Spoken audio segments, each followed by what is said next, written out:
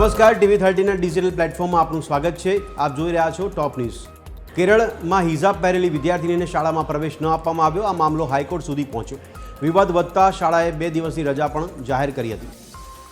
દુર્ગાપુર બળાત્કાર કેસનું રીક્રિએશન કરવામાં આવ્યું। પોલીસ પીડિતાના મિત્ર સહિત 5 આરોપીઓને સાથે લઈને ઘટનાસ્થળે પહોંચી હતી। ભાજપે આ ઘટના પર વિરોધ પ્રદર્શન કર્યું।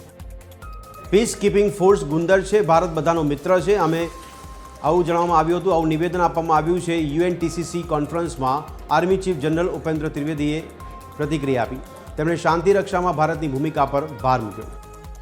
તો ગૂગલ ભારતમાં AI હબ પર $15 બિલિયનનું રોકાણ કરશે। CEO સુંદર પિચાઈએ PM મોદીને માહિતી આપી।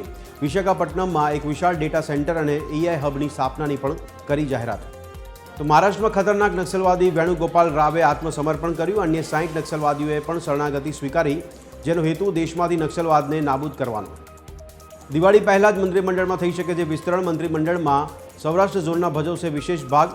દક્ષિણ ગુજરાતમાં આદિવાસી, જ્યારે ઉત્તર ગુજરાતમાં OBC ચહેરાને મળી શકે છે સ્થાન। તો વાપીની CGST ઓફિસમાંના 2 કર્મચારી લાંચ લેતા ઝડપાયા। લાંચ લેવાની કાર્યવાહી તેમની સામે કરવામાં આવી છે। ફૂલ છોડના કુંડાઓનું બિલ પાસ માંગી હતી લાંચ। ફરિયાદીએ CGST ઓફિસમાં ફૂલ છોડના કુંડા આપ્યા હતા। મોરબીના હળવદમાં કૃષિ મહોત્સવમાં ખુરશીની ખેંચતાણમાં ભાજપ કોંગ્રેસ આમને સામને। આ કાર્યક્રમમાં ભાજપના નેતાઓને બેસાડાયા ખુરશી પર, જ્યારે સરપંચ નીચે બેસાડતા થયો વિવાદ। અમદાવાદના દાસ્તન સર્કલ પાસે TRB અને પોલીસે વેપારી પાસેથી કરી 5.88 લાખની તોડબાજી। 2 TRB જવાનની ધરપકડ, જ્યારે અન્ય પોલીસની શોધખોળ ચાલુ। તો સુરતમાંથી ડુપ્લિકેટ કોસ્મેટિકનું ગોડાઉન ઝડપાયું। પિતા અને 2 પુત્ર મળીને ઓનલાઈન ડુપ્લિકેટ સામાનનો વેપલો ચલાવતા, પોલીસે રેડ કરીને કર્યો પર્દાફાશ।